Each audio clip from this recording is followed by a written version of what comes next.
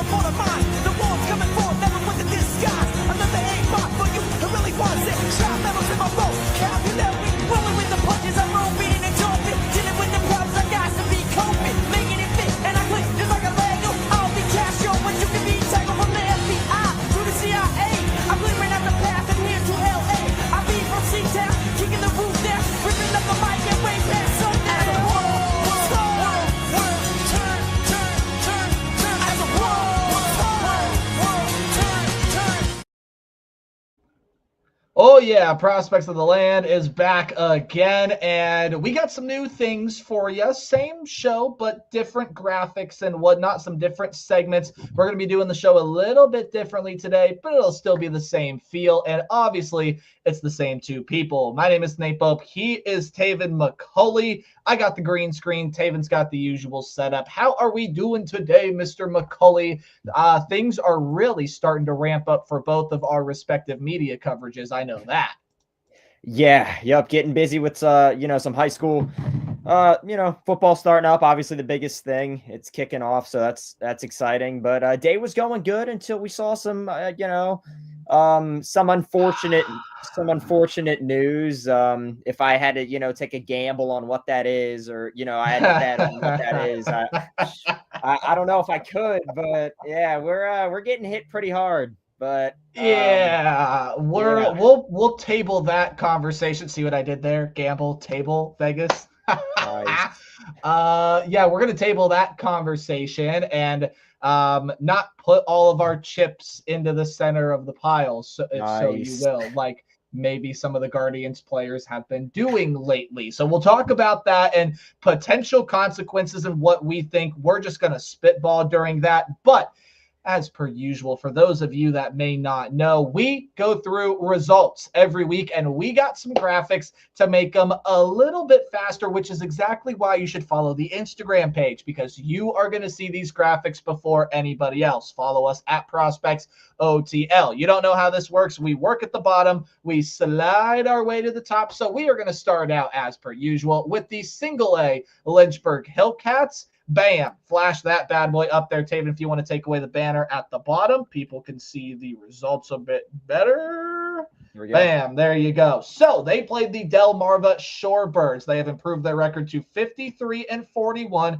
and are now 12-16 in the second half. Only played 5 games. As you see, that game on Sunday did get postponed, but an 8-5 win, a 2-1 win, and a 5-2 win on Tuesday, Thursday, and Friday, coupled with a pair of just pretty ugly losses on Wednesday and Saturday, but overall did win the series, and obviously they're the first half champs. We don't need to worry about them too much. As far as them, they just need to play good baseball down the stretch. When you take a look at what the Hillcats did in the past series, lead bat, well, you could pick out a couple guys here. Ryan Cesarini was 5-15, as was Welbin Francisca. But the RBIs came from a bit of everywhere, and especially you take a look at those 2 midweek wins on Thursday and Friday.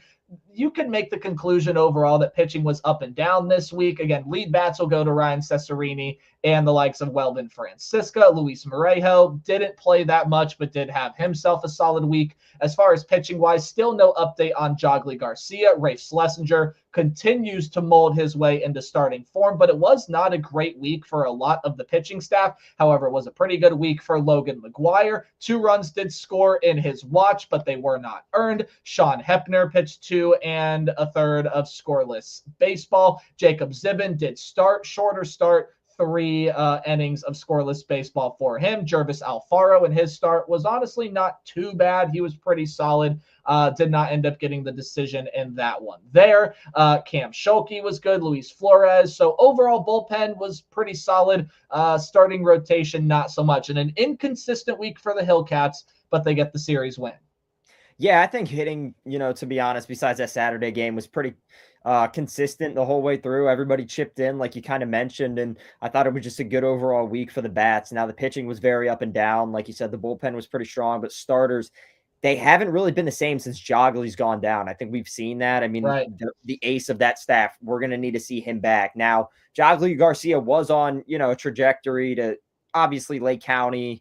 I think we all were kind of thinking that by the end of the year. Now, when Jogly Garcia comes back, and we really haven't heard much on him. I mean, the last we kind of heard on him was what, the 7-day IR, and it's been like that for a minute. So Yeah, it's been like that for it's been probably more at than least a month. At least. at least a month. When he comes back, I to be honest, I think he rides out the rest of the way with Lynchburg. Whenever that may be. But I thought this week it was very solid. You take you'll win a series in the minor leagues. It's obviously a good sign you're doing something right. Like you said, I mean, standings really don't matter as much as they probably would for any of the other affiliates, just because you won the first half, but you still have to stay consistent. Yeah, pitching inconsistent, bats again, overall consistent, but not where you really would like them to be. A lot of batting averages below 200 here. In fact, 3 guys that I mentioned in Morejo, and the 2 guys that hit that got a hit in 1/3 of their at bats, in Francisca and Cesarini. Those are the only 3 guys that had a batting average above 200 for the series. Now, there were quite a bit of walks drawn and a lot of steals, and that's obviously how the Hillcats have manufactured runs all series. But very much like the big league club talk, you can't manufacture guys on base. You can't get those batting averages up. Things are going to prove to be inconsistent for you, which is exactly the way it proved to be this week. But like you said, Sir Taven, you win a series in the minor leagues, you are doing something right. So they get that win and they improve their standing. Let us move on to the high A affiliate. Let's talk about your Lake County Captains. There you go. They played the Lansing Lugnuts, and wouldn't you look at that, Taven, 5 wins for the Captains.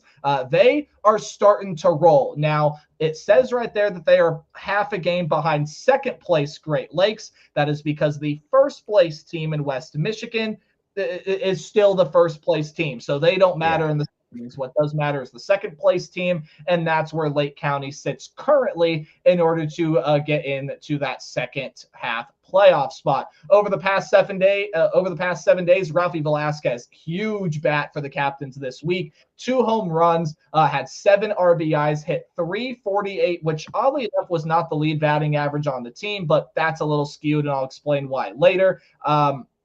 And again, .348 average for him, 8 hits, 2 doubles, 4 runs. Just was a machine, 1.071 OPS. There were some other captains, though, that had some really good weeks. Alfonso Rosario, 8 hits in 22 at-bats. Not as productive in terms of RBIs that Ralphie Velasquez saw, but still a very good week at being able to get on base. Did come around to score 4 times for Alfonso Rosario. And there were plenty of other captains that produced runs. Knapsick and Nick Mitchell each had 4 runs. There were plenty of captains hitting it all over the yard. Nick Mitchell hit 300 with 7 hits. 6 hits to Jose Devers. He also hit, or I should say 333 for Nick Mitchell. Also 333 for that of Jose Devers. Mate Collado only played in 2 games, but hit 429. So he did his part when he stepped up to the plate. And Rake County really showed itself this week. You do have another home run hitter there in Jacob Kozar. So a pair of catchers hitting some bombs over the fence. As far as starting pitching goes, our boy Sean Matson did allow a couple of runs, but no walks, 6 strikeouts, and 4 innings. Ended up being a pretty solid start for him. Overall, some up, some down, but overall good things. Jackson Humphreys was good there in a start. Matt Wilkinson continues to struggle. Tyler Naquin continues to pitch scoreless baseball. And you have some other bullpen arms like Kyle Scott and Dwayne Matos that are still really struggling. So again, some good, some bad. Some good, some bad, but you did see a rehab start from Shane Bieber with the Captains this week as well. In 3 innings, 2 hits, a run, it was earned, and 4 strikeouts, no walks. The whip was .67, which is a really good number, while the batting average to opposing hitters is .200. We'll talk more about Shane Bieber later in the show, and a shout out to our boy Isaac Martinez, who earned 2 wins this week in both appearances. 5 1/3, only allowed 1 hit while striking out 2, walking 2, and hitting 1 batter, but the whip is really low. The batting average is even lower. Again, some up, some down, but much like when you win a series, when you win 5 games, you're doing a lot of things right, Taven. Yeah, exactly. And especially in a 6-game series, it's huge. I mean, you don't get those often. And the fact that they got it against a Lansing team that was pretty close, in the standings, not so much now, but they were right there. It's huge. I mean, don't want to say we're coming down the stretch by any means, because you still got a month and a half left of, minor league baseball. But I mean, every series does matter. And when you're able to break away like this, it's truly big. A lot of close wins, Wednesday 4-2. And Sunday's game, I think, was, one of the best. I mean, I got to catch a little bit of that. I mean, Caden Favors, he pitched. I mean, the pitching staff was just absolutely on fire. Caden Favors, 6 innings, only gets 2 strikeouts, but only allows 2 hits, doesn't allow a walk. Isaac Martinez, 2 1/3 innings. He ends up getting the win. So a lot of guys doing the right things. Jacob Cozart comes up big. He gets, the RBI that you need to obviously go on and win that game. So I think it's everybody just kind of pitching in this Lake County team, and they've been real fun to watch over this past couple weeks. Yeah, absolutely. And again, this is a team that, again, is finally starting to really put it together and finally really starting to build some momentum here for the season. That was a really, really good week for Lake County. They put themselves in excellent position, is now 17-13 in the second half. Might want to fact check those numbers. I did it last night, and I don't know if it was updated, but we can do that later. So overall, you get a pretty solid feel. So there you go. That's the way Lake County shakes out. When you move on to the Akron Rubber Ducks. Not great. Haven, I'll let you take the lead. That's all I can say. Yeah. You start out first, 3 games, you look all right going into Harrisburg. Yeah, Tuesday you start out slow, but then you get back-to-back wins, right? You're going in the right direction. Pitching staff looks great, a 5-1 win and a 3-0 win. I mean, pitching staff absolutely on fire. And then Friday, you drop that one 5-2, 8-4, then 7-0. I mean, Sunday, obviously you have to hit the baseball first, but the pitching staff not on either days of the weekend. Friday, not really the same there. I mean, Akron, this is just a pitching staff that we've seen struggle. I mean, ever since they've lost the Petersons, the Davenports and whatnot. I mean, they've had guys go on the injured list, and it's kind of, bring some guys up from Lake County and just see how they can do. And obviously those guys, they really haven't done as well as we, would want to see them do, obviously up in the AA level. But I think that's, probably number one kind of concern that I kind of see with the Ducks. And it definitely showed this weekend. Yeah, for sure. Now, even though the pitching staff has overall struggled, you got to give your flowers to really a lot of the starters this week. Now, there were some guys that had blow-up starts. Tommy Mace did not look his best in a double bump week, and Rorik Maltrud got absolutely shelled in 3 innings with a 15 ERA. Even some guys out of the pen, Zach Jacobs, Zane Morehouse, were just not themselves. Ross Carver was not great. Tyler Thornton, we understand he's trying to rehab back from that injury, and he's had some ups, but a lot more downs. Sean Rapp, Adam Tolik, they just didn't play well. However, there were a lot of starters I'd like to give some flowers to. Yorman Gomez, after coming up from Lake County, 5 innings, 5 strikeouts. Walks were a bit of a problem, but only allowed a run and 2 hits in those 5 innings. Trenton Denholm, 6 innings for him, only allowed 1 run off a solo homer. 3 hits, so just the 1 mistake. A team high this week of 7 strikeouts. And then Dylan DeLucia, 7 beautiful innings of shutout, 5 strikeout baseball. Had one of the lowest whips and opponent batting averages that we did see this week. And there are lots of guys that were really good. Davis Sharp didn't allow a single base runner. His whip was 0. Same thing with Jake Miller, and we'll talk about him a little bit later here as well. You move on to the hitting side of things for this Ducks team. No home run hitters this week. Overall, Angel Yanao, really, really good week for the shortstop, and it's great to see him coming back. We know he can play a little third base as well. 8 hits, 8 hits and 23 at-bats. Did have 3 doubles and a triple. So you go Angel Yanao, team high 5 RBIs this week, and did steal a bag. 348 average, 400 on base, 565 slugging, and a 965 OPS. Jonah Advincula was also good in 3 games. Hit 400, went 4 of 10. Some of the other guys really struggled, though. Bazana is still trying to get his full groove back, even though it was a solid week for him with 5 hits, hitting 263. Did drive in a pair of runs. Guy Lipscomb stole three bags this week. So there you go, Guy. But overall, man, it's been a lot of inconsistency and just not showing up in the bigger moments here for this Rubber Ducks team that, as you said, even you can carry it over into the hitting side. They have lost a lot of guys that have gone up to Columbus, and they've had some very unfortunate injuries as well. It is a team that sits 5 games behind first place Altoona. So you think, Taven, for really how bad this team has been to start out the second half, they really are not that far behind. Granted, Altoona's played some really, really good baseball at moments down the stretch, and you would expect Altoona to have a much bigger lead than they do. Yeah. So you can say the same thing if you are a fan of the Curb. So this is a Rubber Ducks team that's still within striking distance. They have the talent necessary, but they got to get healthy, and they got to get some consistent momentum and just get it figured out, man. Yeah, and you got to do it quick. You can't keep messing around, dropping series, because sooner or later that's really going to add up, and then you're going to be out. And look at who they play, I think, this week or next. Yeah, you're going to be out of opportunity. I mean, 5 games, again, that's not that much. I mean, I followed this team for a while. 5 games, you can come back in about two series easily and just be there. And now Altoona, they've been playing some really good brand of baseball. I mean, they started out real hot. Then they kind of came back down to earth. I mean, we knew they weren't going to stay. What was it? I think 8-0 hot or some ridiculous record they had like that. Yeah. Right. At one point, I think they were like 11-3, which we were like, whoa. But obviously, they've settled back down. And if you're Akron, you just really have to get things going. Now, can that start tomorrow with a rehabbing Shane Bieber? We'll see. But talk about that later. That's probably the right kind of path that this team needs to start to go on. So absolutely. Final affiliates. We move on to the Columbus Clippers. See, guys, see how much faster the recaps are moving? This is why we make the graphics, people. So interesting thing that we have to talk about with Columbus first. Taven, we both had the playoff system wrong there at the AAA level. It's not interdivisional. There's not an international league champ.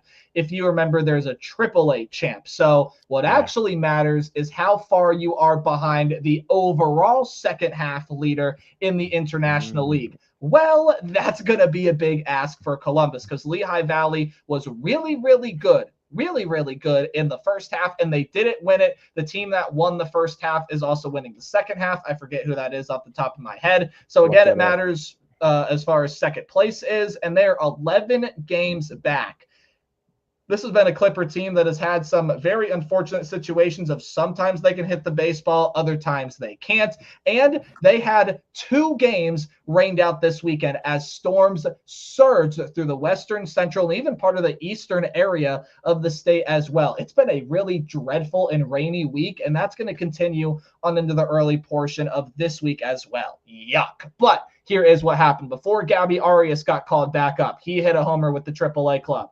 Now for guys that are still there, John Kenzie Noel went yard and hit 400, went 6 of 15 this week. Milan Tolentino continues to flash that home run power he has found this year. Other than that, Petey Halpin had a solid week, hit himself into 333. 4 of 12 was him. Cody Huff, 3 of 13. CJ Kafis, kind of a down week for him. Overall, the bats just not quite where it needs to be on a consistent basis this week. As far as your pitching staff goes, Shane Bieber's rehab start was scratched on Sunday because of the rain. The game ended up getting suspended. Austin Peterson, pretty good start for him. Vince Velasquez, 6 strikeouts, but you allowed 2 runs, 5 hits, and only 3 in the third. You could have asked for a whole lot better. Doug Nikhazy got shelled, and then Ryan Webb, pretty solid start out of him. Bradley Hanner out of the pen, though. 6 strikeouts, 1 walk, only 3 hits, and 4 in the third. 2 games. Really good week there for Bradley Hanner, and some other solid bullpen performances. But overall, the bullpen was also a big mess this week. So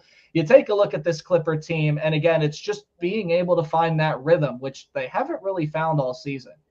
Yeah, like you said, I mean, got to start stringing something together. I mean, a team that's under 500 at the moment. Team that won the first half, just going back to your point, was the Jacksonville Jumbo Shrimp. They're currently 13-13. They're not winning it right now. It is the AAA affiliate for the Yankees is currently in first with a record of 21-5. And Columbus is sitting at 11-14. So we got there's a lot of ground to make up. but Say, I may very well have the standings and things up there wrong too, as far as who we need to watch. So I'm gonna fact check myself so that you people aren't wondering about this. Yeah, it is. Oh wow, wow, yeah, I was way off on that. Holy moly, what was I looking at? Maybe I was looking at the overall standings. Maybe that's what plagued me. Okay. So Nate did make a mistake on making the graphic. Whoops. Hard. Oh. That's interesting. Wow. I really screwed up that graphic. I don't know where the hell I got that number from. Holy moly. Okay, that'll be fixed for next week because currently they are 9.5 games behind first place Scranton. There you go. That's what that should say. So cross that out. I apologize for that profusely. That is a horrid mistake. Thanks for taking that away. Hide my shame. But yeah, and then even if you take out Scranton, Syracuse is 21 and 6. Yeah, they're right behind them. Yep. So I mean, you got some really, really good teams that you're going to try to pass there. But overall, been a struggle for the Clippers. Taven, it's going to take something special for them to try to rocket up the standings. And wouldn't you know it, they happen to play your first half champs in the Jacksonville Jumbo Shrimp this week. So yeah, the bats have to be hot. Pitching, you're not out of it. Obviously, anything can happen, and definitely a month and a half left. But it's going to take a lot, not just you winning baseball games, but obviously Scranton slowing down because 21 and 5. I mean, come on, what a record that they've been out to. I mean, yeah, and their expected win-loss is 18 and 8. So they're actually even winning games that they necessarily shouldn't, which is a good sign for them, bad sign for any other team that is trying to catch up to them and get that second half playoff spot, which is not looking likely for Columbus, but this is baseball. Look at what the Tigers did last year. Anything can happen. Yep. Let us dive on in to a little bit of a new going to be reoccurring segment, and we will start having graphics for them in the following weeks. You'll see some graphics out on the Instagram tomorrow morning with their stat line of the week. But it is prospect of the week time here on POTL. What Taven and I do is we each independently decide one pitcher and one hitter that we were really, really impressed by this week. Taven, I went pretty cookie cutter with this first week. You want to start with hitter or pitcher, my man? Let's go pitcher. I went with Dylan DeLucia. Read off his stat line before for the Rubber Ducks. Pitched a masterful 7-inning game, only allowing 2 hits and 2 walks, striking out 5. The whip was low. The average was low. You don't really see 7 innings out of a lot of minor league starters. And for Dylan DeLucia, that's been the one guy since coming up from Lake County has given this Akron pitching staff some good consistency. He is my prospect pitcher of the week. Taven, what say you? Yeah. Obviously DeLucia probably would have been my guy, but you sent yours over. I didn't want to just copy and paste the same thing. So I'm going to go with Caden Favors. I mean, got to watch the outing. I mean, one heck of a game that this guy pitched. Again, 6 innings, didn't give up a single run, struck out 2, only gave up 2 hits. A guy who just gave his team the best chance to win. And not, I mean, it was a heck of a game. I mean, you don't see a lot of teams win, 5 games in a series, especially going into that last one. Sunday games aren't, as easy. Doesn't give up a single run. So just got to love to see what he did. He's got to be my pitcher of the week. Hitter of the week, Taven, you're going first on this one too. Again, we pick one pitcher, one hitter. So your position player hitter, guy that did some good things with the stick this week for you was. Man, should I give you time to think and say mine? I mean, I have mine, but I don't know if it's the popular answer. I'm going to go with Travis Bazzana. So my reasoning with it, yes, you look at his numbers. He had 5 hits in 5 days. Again, solid numbers, nothing crazy that jumps out to you. But again, a guy who's coming off of an injury, first game in that series against Harrisburg, he gets 3 hits. So obviously just a guy who he's just going back to his old form. And that's exactly what we need. He's not, taking his time. He could have easily went out there and did a 2-hit series or something of those lines, but he goes out, gets 5 hits, puts his team in the best situation to, win. And he does the right things on the base path. he's looked for what got walked a couple times. So I'm going with Travis Bazzana, but that might just be because, you know, I like the guy. I want to obviously see our number one dude become. Honorable mention there to another rubber ducket, Angel Yanao, who was not my pick. Again, he hit 348 this week, was pretty darn good too with all the extra base hits, driving in 5 RBIs. But my guy this week was the catcher for the Captains at Wright County. It was Ralphie Velasquez. That's my hitter of the week. Same batting average, 348, but did a little bit more with it. Not as many extra base hits in terms of doubles and triples, but slugged 2 homers over the fence, hit, I believe, a overall organization high 7 RBIs this week, had a 1.071 OPS. And we talk about guys that are needing to step up in this Lake County lineup. A lot of these big name players have been it. Ralphie Velasquez, Jason Churio, they have all been the names that have needed to step up. As of late, it's been Ralphie Velasquez, and he deserves that honor after the really good week that he did have. Honestly, a pretty difficult week to try to pick your hitter because, again, Bazzana, you just made the argument very well. Angel Yanao could have gotten that honor. Maybe you throw in a John Kenzie Noel in a shortened week as well. But to recap, pitcher for me, Dylan DeLucia, Ralphie Velasquez. Your pitcher with Caden Favors, as well as your bat in the number 1 pick in Travis Bazzana. You will see graphics out on the Instagram later for that, so make sure you go follow it. Taven makes those. He does a good job. You should go check him out. All right, diving on into more of the business side. Transactions. Taven, what have we got? Some big-time transactions from the ACL club, but the biggest one of note, AA to AAA, and it was?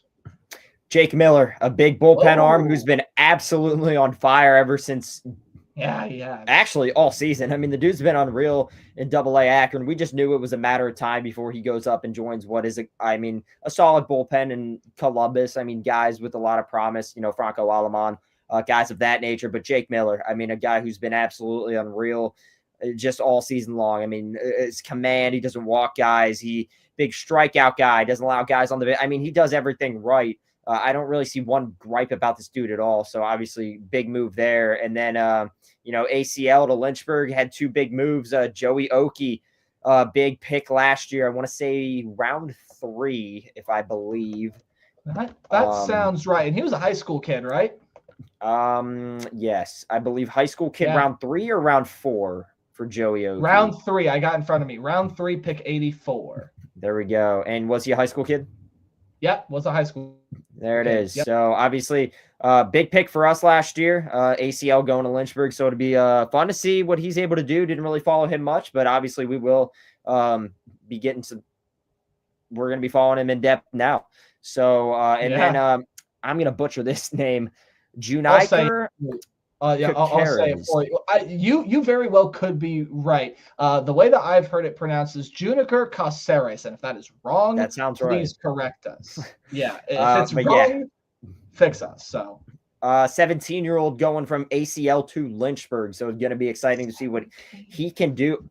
If correct me if I'm wrong, but did he get the was he was on the what do they call it? The week or team of the week minor leagues back in probably early June or May, but I remember hearing his name on one of those lists. He was not too long ago. Yeah, he was on the team of the week because the dude has started to really hit.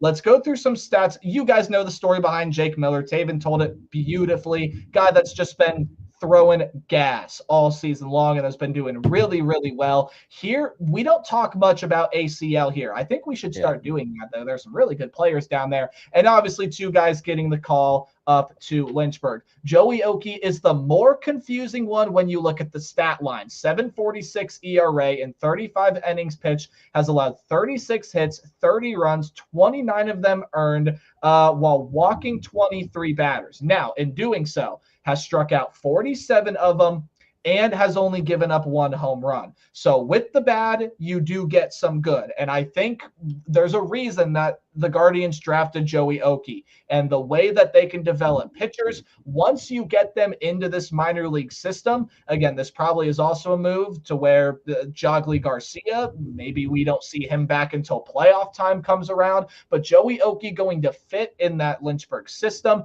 I want to see him get that ERA down and give up less contact. And And if you're giving up contacts at the ACL, there could be some problems there. But he's not giving up powerful contact, and he's still striking guys out. He is striking out. Oh, let me look at the career stats here. His K per 9 this year is 12.09. That is a really impressive number. So again, Taven, with the bad, you get the good 0.26 home runs per 9 innings. That's also a really good number. As far as Caceres goes, he's been on Team of the Week. The dude has been raking through the ACL complex, 289 average with a 419 on base percentage, has an 888 OPS, has only struck out 18 times while drawing 27 walks. This is in 128 at-bats, 37 hits, 10 doubles, 2 triples, 3 home runs, 20 RBIs, and has stolen 5 bags. He has a career average after being in the DSL in 2024 in the Dominican Summer League at 316. So he's got a 316 batting average throughout 80 games of his minor league career. And now he's going to see it get to the affiliate level when the Lynchburg Hillcats pick him up. Outfielder, so going to slot into the outfield role there. Taven, what are your... is that thunder? It's going nuts over here. It does not look pretty outside for me either. So let's hope Wi-Fi stays intact, shall we? Yeah, that'll be a good question. We're good for now, but yeah, it is storming over here. Okay. Well, stay safe, my friend. Stay safe. But your thoughts after hearing the stats on Joey Oakey and Juniker Caceres? Yeah, Juniker, obviously a dude that's been kid that's been absolutely raking. 17. He's doing incredible. He plays like a dude. He plays like a dude. Yeah. Obviously, Team of the Week, so he's doing something right. We've talked about him before. Joey Oakey's the one that's interesting. Obviously, you mentioned the stat line, but stat line's not everything in the minor leagues. I know it's weird, but it's not. Obviously, the Guardians, they see something with,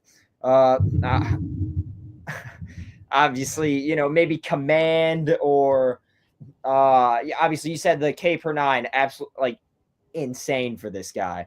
I have seen online, the little bit that I have, their breaking ball is kind of the thing with Joey Oakey. So if you get hitters in, those 0-2 counts, the 1-2 counts, just where you're ahead in the count, able to work guys nonstop. So I think that's probably the reason why they're making the bump. And obviously you can't keep a guy down in ACL forever. You got to start moving him up at some point. I know he's a high school kid, but again, he could probably have that same ERA in Lynchburg if a lot goes wrong. Do I think it'll be that bad? No, I think it's not going to be great. It's not going to go from 7 to, maybe 2.5 or 3, but I think it'll, gradually start getting lower. Like maybe Lynchburg, it'll start out at maybe like a 5.5 or something around those lines, but then maybe work its way down to like a 4.5. But obviously minor leagues is just feeling stuff out. It's not just the ERA. It's obviously strikeouts, which he's been killing it with, things of that nature, and just figuring your stuff out. So. To provide added context to each of these players, it is a right-handed arm in Joey Oakey and a left-handed stick with Juniker Caceres. On top of all the transactions, again, those 3 that we just discussed, it is draft pick signing time. So congratulations to Will Hines being the first guy that was signed out of this draft class. And there were plenty more. I'm just going to scroll through Guardians Prospective, and when I find them, I will shout them out. Again, it is time. I know that they have signed Jace Laviolette. Again, there is the unfortunate news that he simply is not playing. Here we go. I finally have found them. Evan Crest was signed out of Florida State. They did sign Tyler Howard. They did sign where else? Oh, I got to scroll up and get more. Dean Curley, which was, I believe, the 2nd round pick. Yes. I think it was the 2nd round pick. Curley, he was the kid from Tennessee, right? Yep. I believe he was the 2nd round pick, so they did sign him. Again, I already mentioned Jace Laviolette.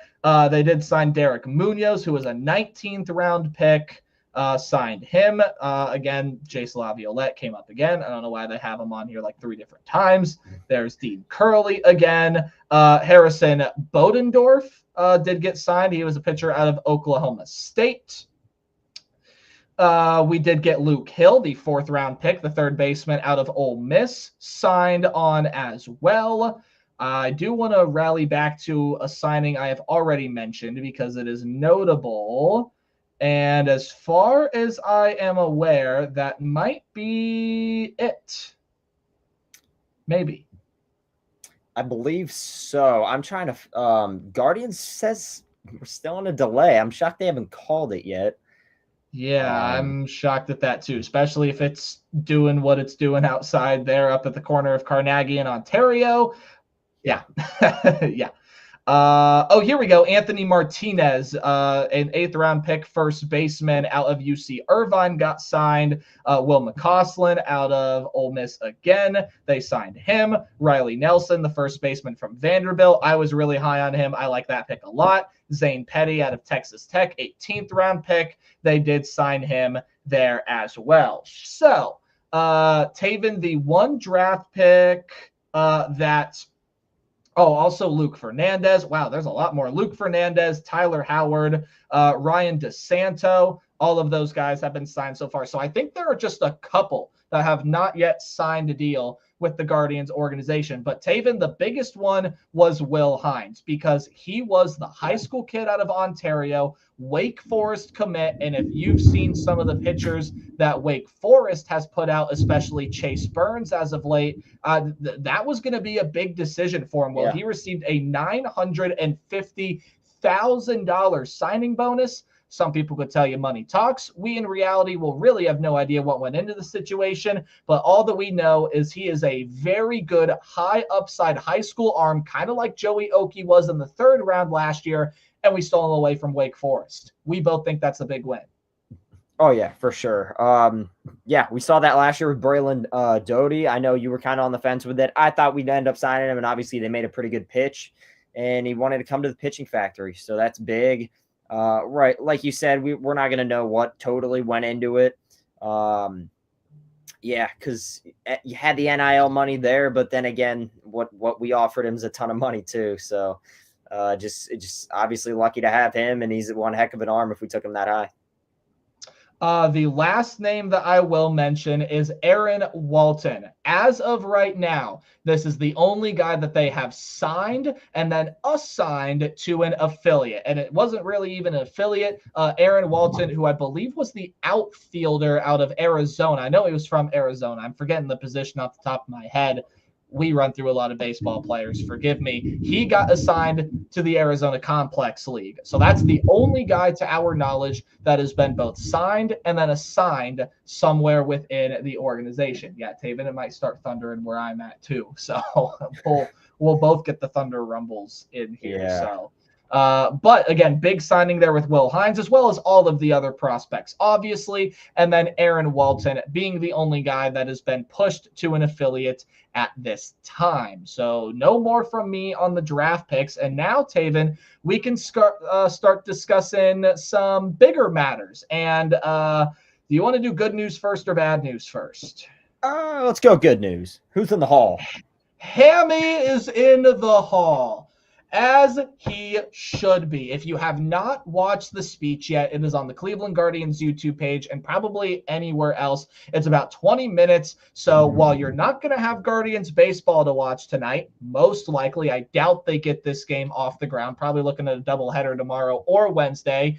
Take a moment, sit down on your couch, watch the Hammy speech. It is spectacular. And one of the few broadcasters that is getting into Cooperstown, absolutely deserved. He is one of the best, most recognizable voices in baseball, does an absolutely phenomenal job, and we are so lucky to be able to call him the announcer of the Cleveland Guardians. Hammy, if somehow you ever see this, which I doubt it, but if it happens, you do amazing work. Taven will echo my sentiments, and we're glad to have you in Cooperstown, baby. So exciting for him.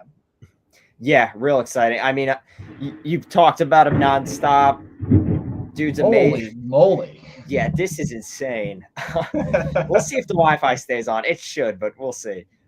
Yeah, Hammy. Personally, I think he's the greatest announcer I've ever heard. Radio announcer, absolutely.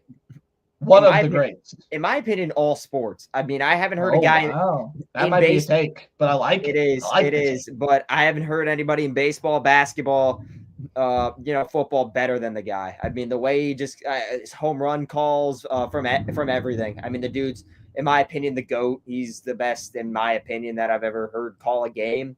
And yeah, obviously he deserves it way more than Cooperstown, but yeah, it's a start. Which is weird to say because Cooperstown is kind of like the highest honor you can get in the sport of baseball. He also won a National Broadcasting Award earlier this year. He's just getting all the accolades thrown at him this year, and just he's been incredibly thankful, and it's just an amazing guy. I heard nothing but great things about him. Hopefully can run into him one day and say hi and talk his ear off for a little bit. But Hammy, we love you.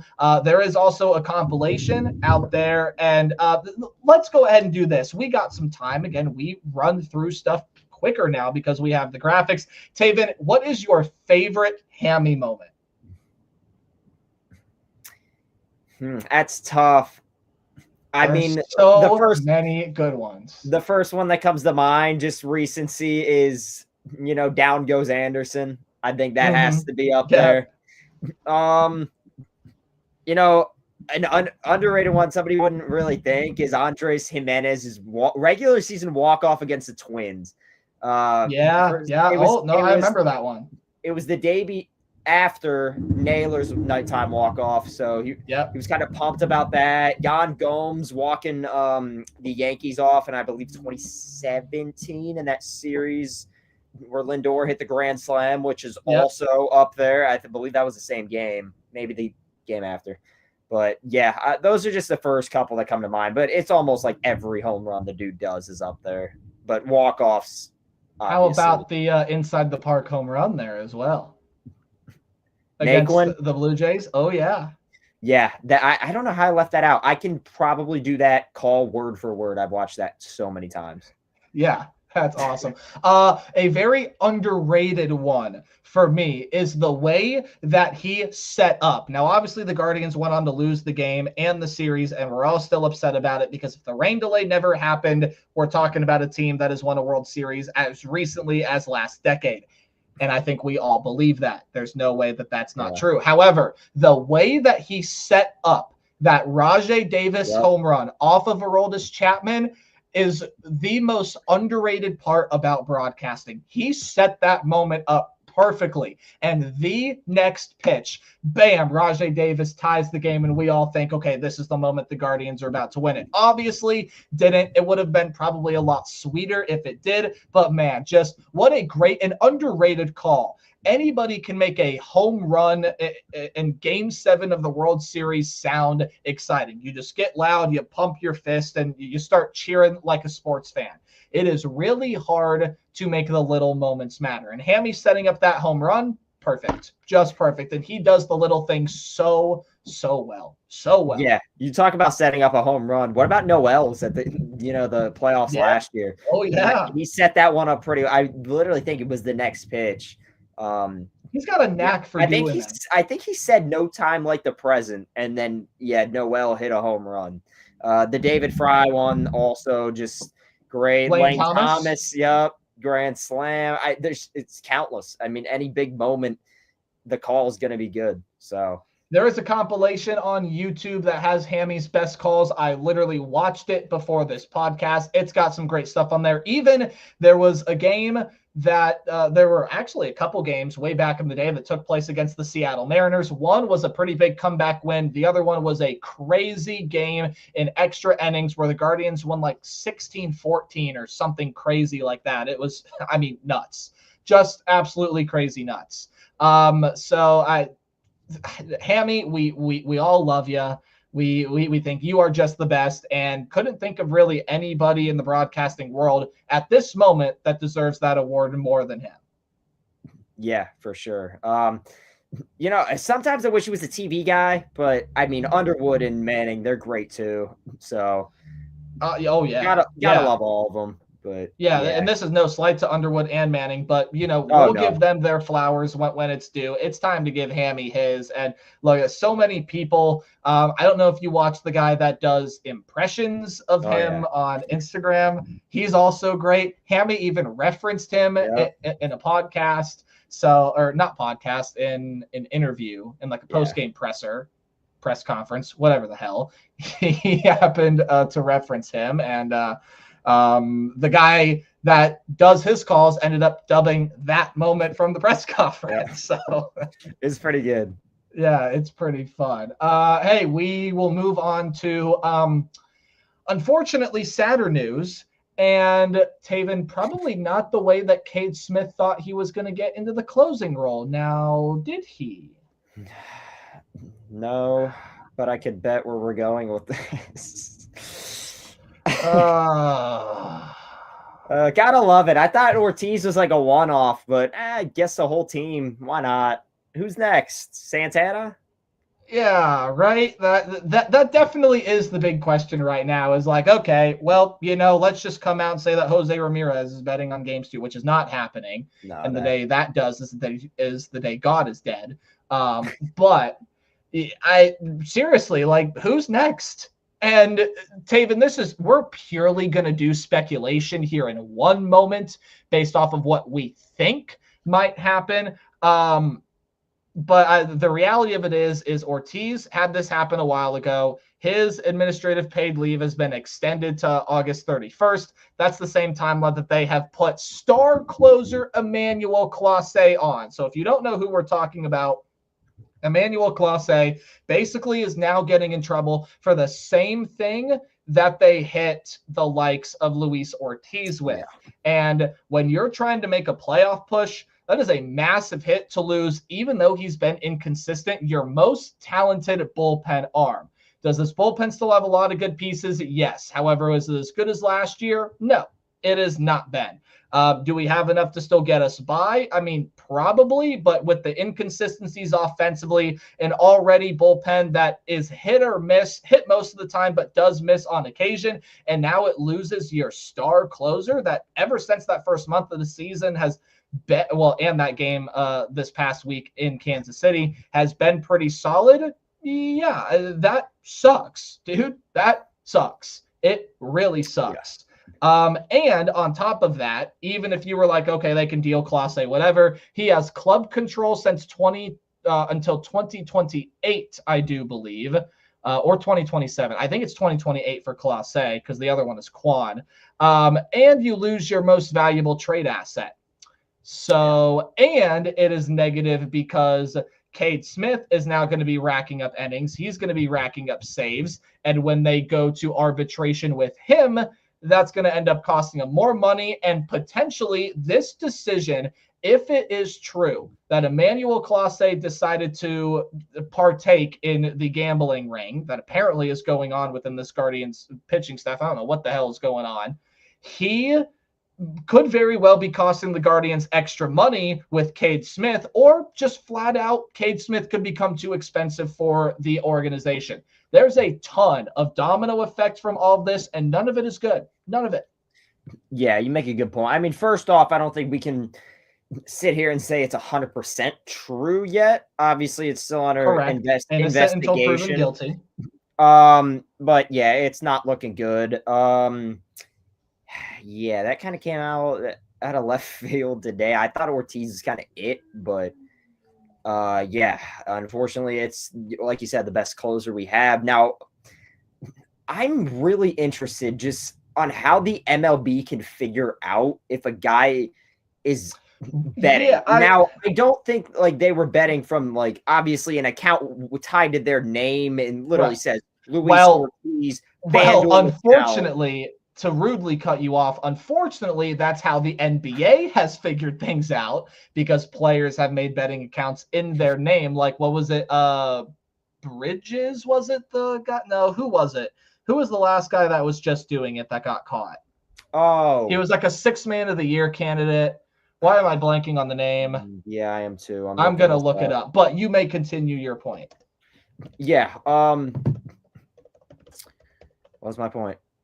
Totally lost. Malik Beasley. That's it. Malik Beasley. And again, he Yeah. literally made a gambling account with his name on it. So That was it. Yep. people that do this are not the brightest. Now, again, to help you rebuild your point, we're not saying that Luis Ortiz or Emmanuel Clase is 100% doing this, but it does not look good. You go back and look at some of the things with Luis Ortiz, like a couple sliders way away that are in the exact same location on the first pitch of an at-bat, which is something that you can bet on at most sports books. Clase dirting a lot of pitches in the first pitch of his at-bats.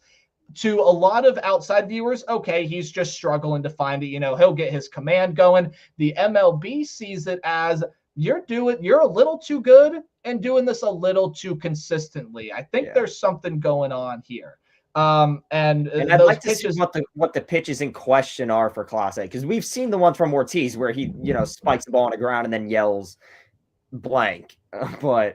Or maybe the other thing with Ortiz too was him cursing himself out, saying expletives after he striked a guy out. That was it. That's the very damning piece of evidence for Luis Ortiz. For Emmanuel Clase, maybe something comes out tomorrow. I hope very soon that MLB will release the pitches of investigation, much like they did for Luis Ortiz. But man, this Guardians pitching staff taking a hit. In relation to that, Tim Herron has now come back up to the big league club from Columbus because Clase is on administrative leave, which I don't know if it's unpaid or not. It is paid. It was the same with Ortiz. So great. So see what I mean about the domino effect in terms of money for an organization that doesn't like to spend it anyway. This decision by two players could cost you an entire roster. If Steven Kwan wasn't already getting expensive, you now probably don't have the money to be able to pay him because you have to pay Clase and Ortiz. And if everything works out the way that maybe not MLB is thinking, but if it works out in the way that, they did gamble and they have to be banned from the sport for a little bit, if they get some heavy fines or suspensions or whatever the punishment may be, which we'll theorize here in just about 30 seconds, it could cost you Cade Smith because, again, I think we both like the idea of Cade Smith being in that closer role. He's going to rack up innings. He's going to rack up saves. He's going to rack up strikeouts. And when you eventually get him to arbitration, I believe this or next year, he's going to be more expensive than he would have been if Clase was still the closer on this team. Even if you did then want to keep him around him and sign him, you would have to forfeit signing Steven Kwan. So now instead of possibly being able to make both work, you could have to forfeit one at least or not have either of them at all. And let's not even talk about what you could do at the trade deadline now, because Clase was probably your most tradable asset. For sure. Not anymore. Not anymore. So the domino effect of this, I can't overstate how huge it is. It is huge. Based off of two guys' decisions, and we haven't even mentioned this, Taven. They don't make enough money? Are you kidding me? Yeah, you make enough money to live my life, your life, and 5 others. Like, you make plenty of money. You need more of it for what? Extra chains, new cleats, new gloves. So make it make sense, Taven. And I know you can't, but it really does. Right. I mean, the domino effect's kind of the biggest thing that we're looking at. I mean, essentially, you don't have Clase. Could be the rest of the year. I mean, we saw Ortiz's suspension get pushed out. Who's to say Clase's doesn't? And then, I mean, I've been seeing mock trades with Clase going to the Dodgers per se for Andy Pages, or I think it's Pages. Pages. Anyway. Pages. Outfielder is hitting 300. I mean, you can't tell me that wouldn't help this team. Obviously, it help any team, but especially this team that struggled with the bats. Now you don't get either Clase or Pages, essentially. So, like you said, the domino effect is true. And it just kind of kills you everywhere around. And I know a lot of people kind of aren't talking about the real possibility of both Clase and Ortiz getting banned from baseball, which could definitely happen. I think that we're kind of all thinking like, oh, maybe this might end, and like, when will we get them back? I think it's an if we get them back at this point. I think you make a very good point on the when, not on the if, but when situation. It very much so is not a, oh, well, we're going to get these guys back. Who knows what happens with these guys? As I've echoed on a pod before, I think the days of the lifetime ban are probably behind us. Now, there have been some really, really hefty, like what did, sorry, 1 second. What did Malik Beasley get? Did he get a full-on lifetime? I don't think they came to a decision yet. He is subject of federal game. Oh, so that's bad. When you get to the federal level, that's when you know you're in big trouble. So you also had the Terry Rozier gambling ring, Jonte Porter. Okay, so Jonte Porter was banned by the NBA. So I had forgotten about that little note, which now drastically changes my opinion on the way of the lifetime ban. Some people out there may have been screaming at me, Jonte Porter got banned for gambling. And baseball, as in terms of gambling, you've seen it with Pete Rose, who should still be in the Hall of Fame and might be one day now with everything going on in the climate within our world. Jonte Porter was full on banned by the league. So it could happen, especially. And same with the 3 Colts players from the NFL, I believe, right? Yeah, but the NFL is a little bit more lax on that because players are getting like 6 to 11 game suspensions for something like that. Or did those players get lifetime bans? If so, I think they got lifetime bans. I'm not sure. I will look that up. Yeah, I am gonna look it up right. I know they weren't names of any sorts. I mean, I couldn't, and that's not a knock on them. I couldn't, obviously I didn't know any of those names. Okay, yeah. So back in 2023, they suspended them indefinitely. Yeah. So that means that they, there's not a necessary length of time, and they can reinstate them whenever they want, but. Okay. So there were some other players that were given 6-game suspensions. Most notably that I can see, Jameson Williams, a wide receiver on the Detroit Lions. He ended up getting 6 games. A Commanders defensive end, Shaka Toney, got an indefinite suspension. I do not know if he has been reinstated or not. I'll take a look at his stats. He is currently on the Dallas Cowboys. But did not see action last year. Yeah, has not seen action since 2022.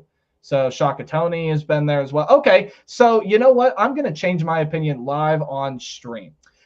Maybe we do see Clase and Ortiz get lifetime bans. Well, I still don't think it's super inherently likely because that's the equivalent of the hammer and the gavel just pounding down on the table and you're cooked. You're done. As far as anything outside of a lifetime ban, Taven, spitball with me. What are we thinking? Hefty fines, long-term suspensions? I would say both. I would think probably it's tough. I would say probably a 3-year suspension. Just, I mean, they can't look weak either. You had the whole Shohei thing, so then you can't have just slap. Absolutely. You can't have the whole slap on the wrist, and then Manfred, obviously, he doesn't want to look dumb. Not necessarily dumb, but I should say weak as a better, phrase. Because then you have more guys just doing, it gets suspended for 2 months. Just gamble half my contract, make it back. Yeah. So, yeah, I don't know. Obviously not the answer we want. Obviously, if it was up to me, they'd be back. But that's not how things work when you gamble.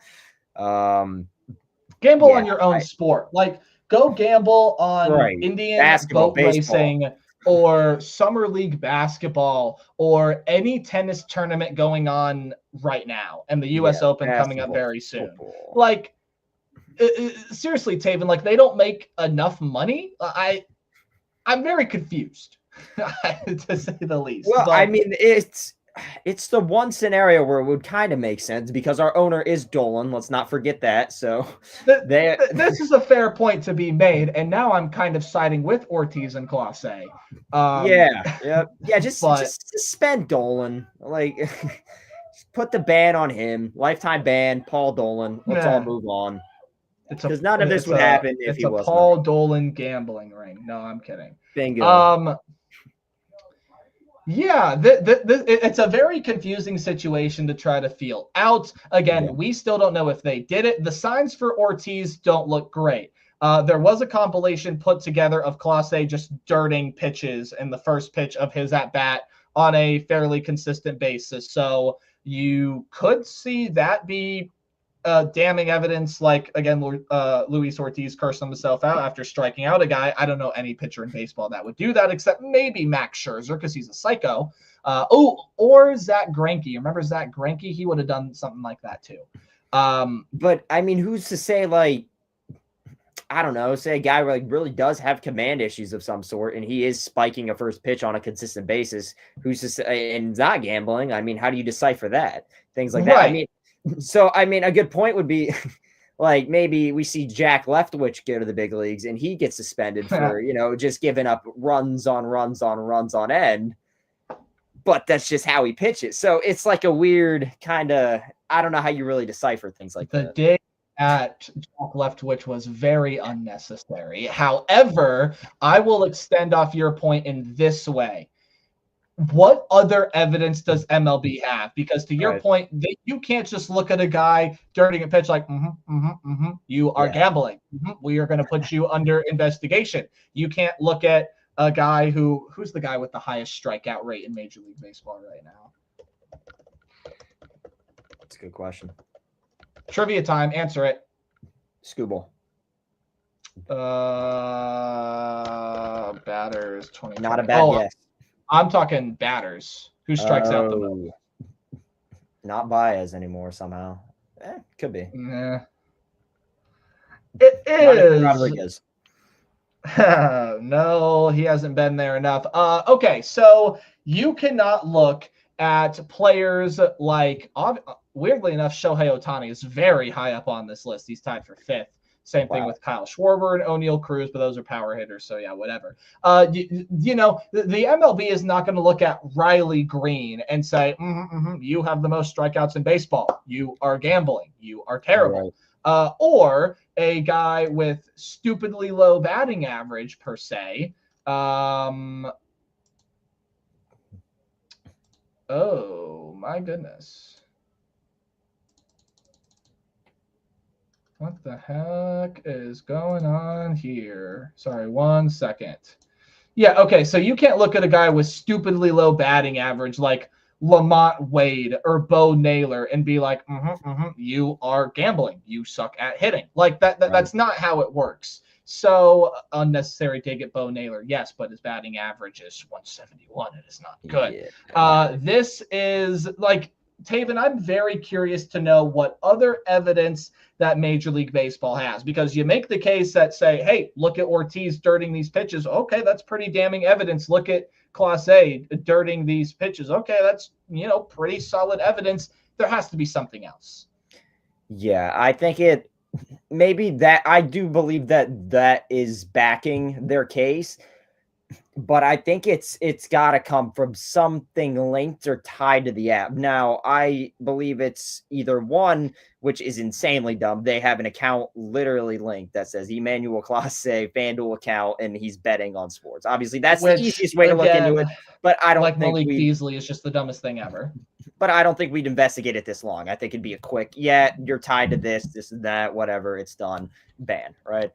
Now, I think the second way that could happen is, maybe somebody's wife or, brothers betting on games, and somehow that gets tied back to, maybe you take, if Emmanuel Clase, first pitch, 9th inning balls consistently bet on for 5 weeks straight with a ton of money from the same account, and they somehow maybe link that, maybe that account knows Clase, like maybe they're cousins or something of that nature. I think that's probably another scenario that could, we'll never know exactly how. Yeah, probably not. What, but yeah, I think it's got to be something with that. And then that evidence of, spiking balls and all that's got to tie back into that. But that's just personally what I think. I could be totally wrong. I could be right. Well, we will keep an eye on this situation and keep all you fine people updated with what we know. And I'm sure that all of you out there are looking at the situation with your own two eyes. But Taven, if you got nothing else, I don't. So No. Guardians game officially get postponed yet? Or are they waiting it out? It's clearing up over here, and I haven't heard thunder from you in a minute. That is true. Let's see.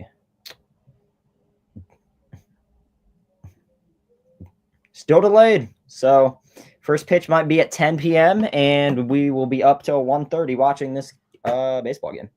I will not be. I will be in bed. Will be delayed due to inclement weather.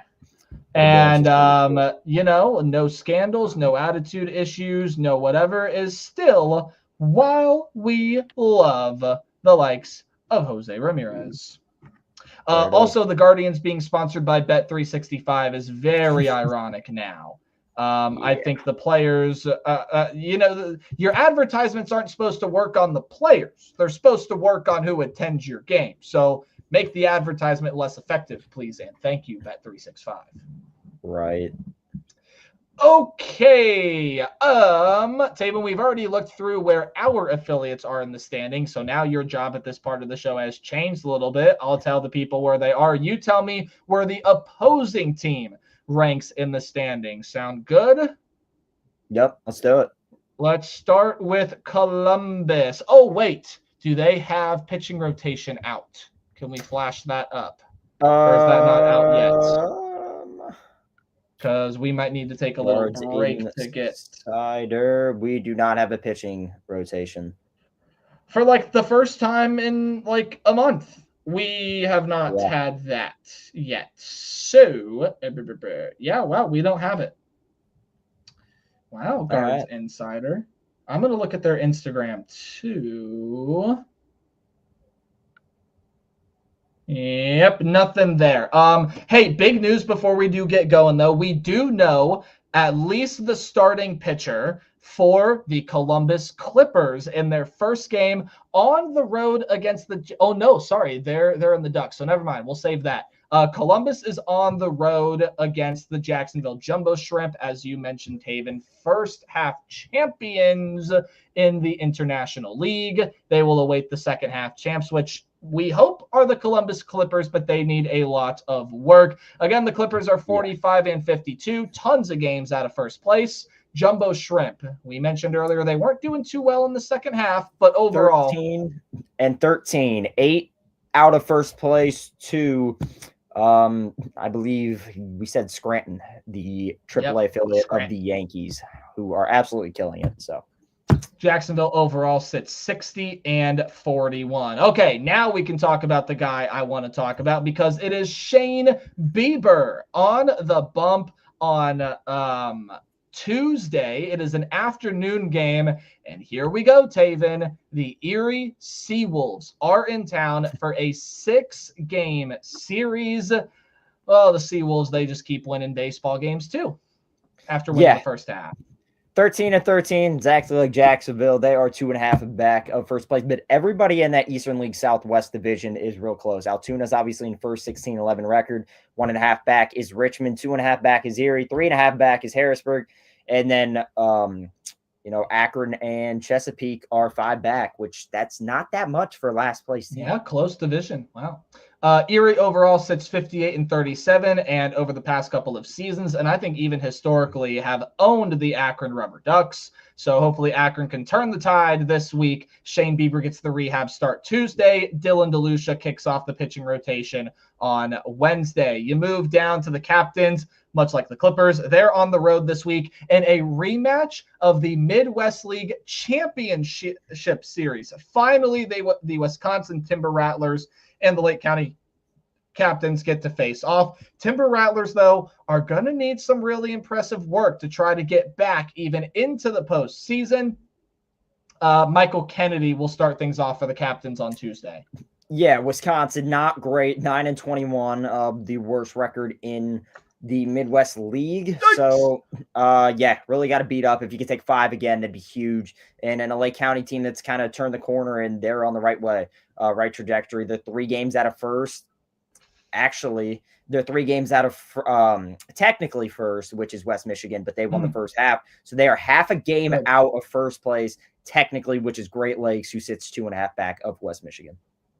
Wisconsin was over 500 in the first half, and because of their horrid second half record, they have dropped to 43 and 52. Lynchburg Hillcats are last up. Don't know any pitchers for the Hillcats this week, but they kick off another series with the Salem Red Sox. So you can probably guess who they're the single A affiliate of. And Taven, Salem's not been that great this year either. Yeah, not great. Salem right below Lynchburg, 11-19, 9 games out of first. Lynchburg 12-16, 7 games out of first. So again, a team that does not need to win the first half. Even if they do, it will not count. But of course, you want to stay hot. You want to stay ready to go. So hopefully they at least take 3 from Salem. 37 and 57 are what the Red Sox are right now. Before we let you all go, I am going to Google Guardians and see if there is an update on this game. Oh, there are so many gambling memes, as you probably can guess. Oh, boy. Yeah, there is no update as far as I'm aware. Maybe the people at the stadium have a better idea of this than we do. Oh, by the way, 51 minutes ago, Luke Fernandez, 16th round pick out of Wallace State Community College, did get signed. So he is signed there as well. Okay. Uh-oh.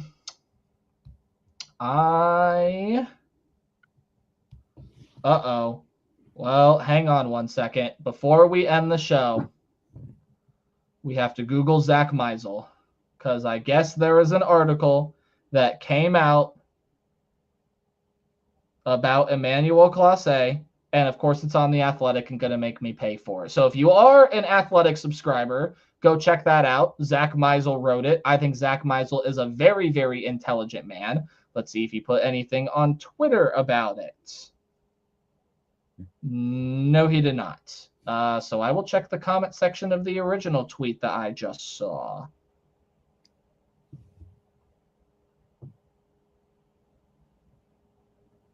There is no summary of any sort.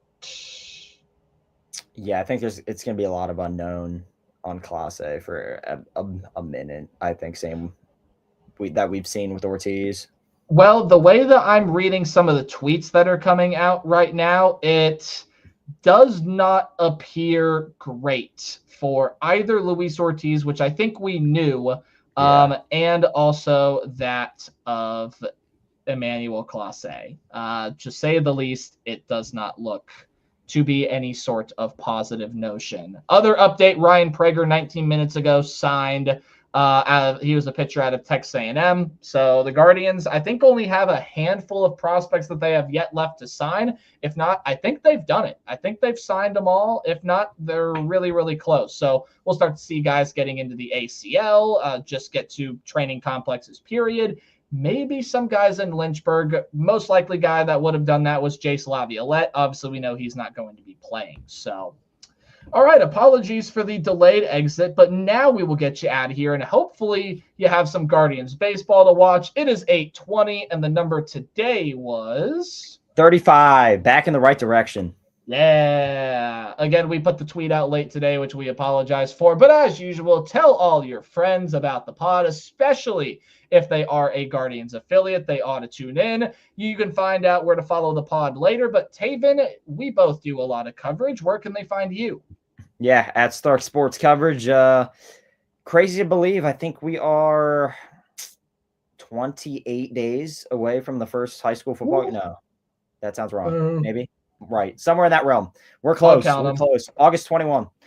That is, it's going to be our first game. So got a lot of stuff going up until that point. So should be fun. Nate, where can they find you at?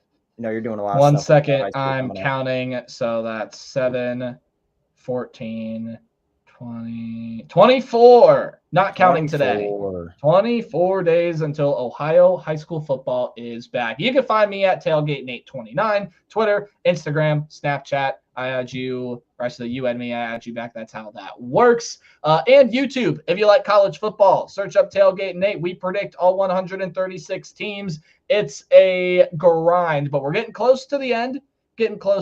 Stick with me, as it's going to be a really weird schedule-wise run to the end. But this is a really exciting college football season. So you like college football, go follow me over there. Otherwise, going to start getting into some early morning sports coverage on the radio station. Time for Nate to start getting up at like 4:30 in the morning. Gotta love that. Oh, we'll get up for it. We're very excited about it. You can find the pod most notably at Prospects OTL, but all the handles will pop up here in just a little bit. Hope for the best for the Guardians moving forward on the field and off of it. There it is. Taven, get us home. All right. Well, we appreciate all 35 of you sticking with us today. Hopefully no more gambling goes on between now and the next time we're on. And we'll see everybody next Monday at 7.